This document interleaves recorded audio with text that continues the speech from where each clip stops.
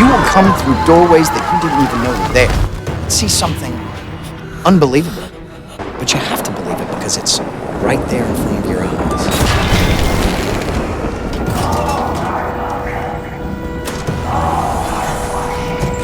What you want to give her something bigger than you?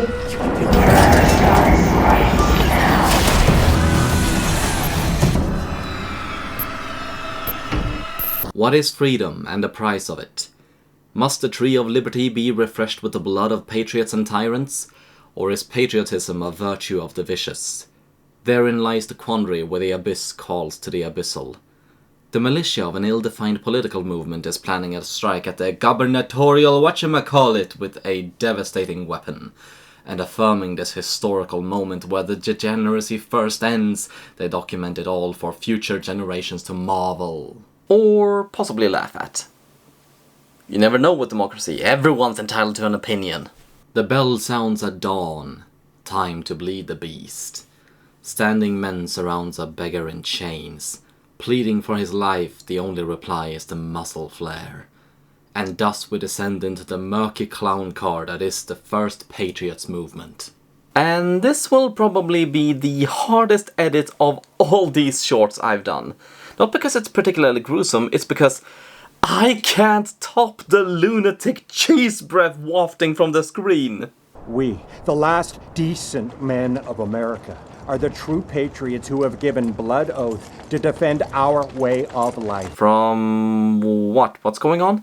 Its rapists will be put down in the gutter. We will put boots to them and squash this mongrel horde like the rats they are. What? We have become likened unto a righteous fist of justice that will smite the wickedness from the face of this earth. Yeah! Okay. I don't live in America. I did not grow up with televangelists and political paranoia, but you mean to tell me people are afraid of free speech because this is how it might be used?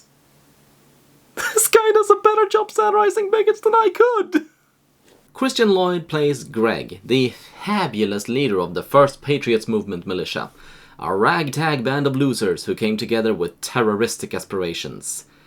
Emphasis on aspirations, as they're clearly not very good at it. That's a nice morning walk there, a bit faster and you might break a sweat. And don't sit up under that barbed wire, it might snag your beanie. What do I got it on standby. Now, do I just press the button? Press the red button. Just press it. Okay, I don't want to press. I don't want to fuck it up. This is the best revolution since football fans invaded the Capitolium! Recon of the building reveals a heavily surveilled front entrance. Proposed penetration point? Daycare. Before the fabulous Herr Commandant can make a decision about it, they discover the warehouse entry. Minimal security, daylight pouring across it, they will be able to walk the beast right in there.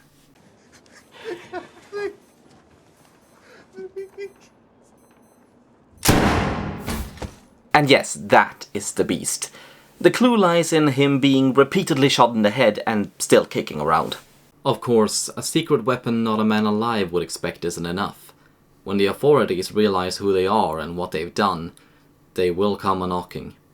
They will want peace, so they prepare for war. Could you say something, Herr Commandant, about how momentous this moment is for the cause?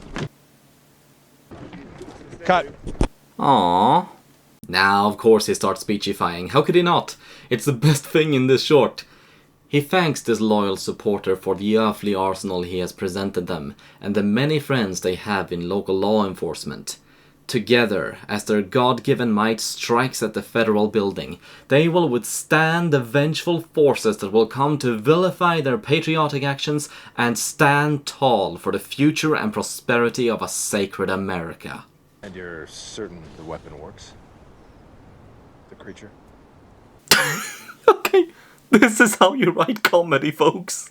Let's not ponder the questions this raises yet, as come morning the first thing they do is set out to their impromptu range to test the mighty poke God has bestowed them. The most foul, cruel and bad-tempered rodent you ever set eyes on.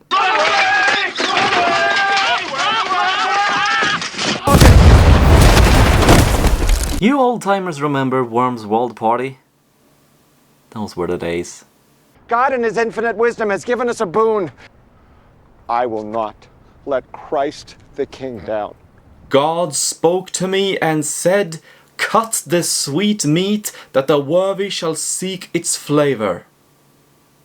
Or in other words, I'm sorry for editing this down, just go buy this movie. So, what now? We will get cork high and bottle deep. Huh? We're gonna get fucking wasted. Across tale, legend, and cinema, there is a lesson brought upon by these circumstances. Celebration before victory is an arrogance reserved for the proud, a trope preempting the fall. So, how do they fuck it up? Let's fuck with him, man. What? Let's fuck with him. Give him a kiss. Some people argue we should remove all warning labels and let the dumb take themselves out, but the guy they have been unironically referring to as a monster, with a tendency to regrow his head every time they blow it off, is being held in a tiny, sunless room covered in crosses and garlic. How much bigger do the warnings level have to be? Sure enough, come morning light, the alarm goes off and wake the pissed up weights of meat and mind to a gruesome sight. Terry's fucking dead. Do not fire until I give the order. And 3, 2, 1...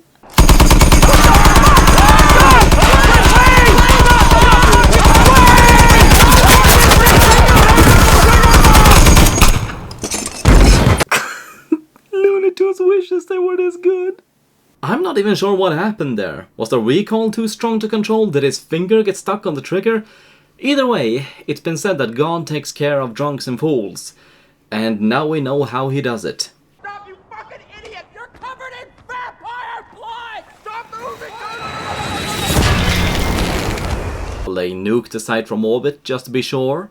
Run away, get on a train and live till old age in Florida? No! They're going in sweeping guns this way and that, until they and the creature comes face to... Did they reuse this thing? The gunfight is fierce and hilarious, as the vampire strikes and vanish and they more easily put holes in themselves than it. Greg crumbles from a stray bullet delivered by our cameraman before the creature, rather than living with his curse, rather than letting these vermin live, look to the crosses shining in the dark and ask God, let there be light.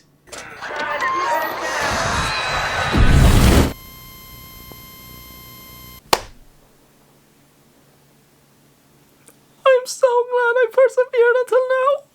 The danger with anthology films is the vast difference between writers and directors, because even if the level of quality would be overall uniform, the different expressions caters to different audiences, and for me, this is wheat that I had to separate from chaff. VHS has experimented with comedic horror before, but most of it has been self-aware and pretty cheesy. This, if it makes sense, is a serious comedy where the humor comes from the stone-faced ineptitude of the characters. Not just Christian Lloyd, even if I focused on him, but all the characters brought their own level of believable dumbass to crash into one another. It didn't start out absurd immediately. Aside from Greg's insane ramblings, it looked like a serious and under-equipped militia, and gradually discovering how insane it all really was made the payoff hilarious. Also, there was a lot of characters in this short, many more than I'd have to mention or focus on.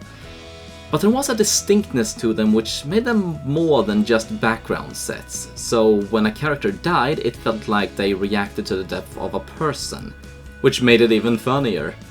But it wasn't just funny. The violence could be pretty gruesome, and the thought of what might happen if they did succeed in their plan began as a harrowing possibility. VHS is not known for its happy endings, not to mention the gradual apathy of the man in the cage and not initially realizing he was in fact a vampire, but just appeared as a victim of their ideology felt very unpleasant. And I need to point out the creativity shown here. I've heard of using vampires as weapons, but never have I thought about weaponizing their blood as an explosive. It's a bit of genius out of the box. It's a bit of genius out-of-the-box thinking on writer-director Ryan Prowse's part, and I really hope to see more of him. Perhaps this could be another of the VHS shorts that get developed into a feature-length film. I'd watch it, and if shows like Breaking Bad and Rick and Morty are anything to go by, so would a lot of others. For final praise, God, it feels good to see a proper grainy analog potato quality video in this franchise again. So many of the shorts are very obviously filmed with digital cameras with lazily added film effects. But even on Blu-ray, this short actually felt like an era-accurate video recording, and that made it so much better. Terror is a reminder of what VHS and found footage in general can be. Alongside shorts like Safe Haven, Amateur Night and The Empty Wake, it belongs with the cream of the crop, and I am more than heartily recommending seeking it out.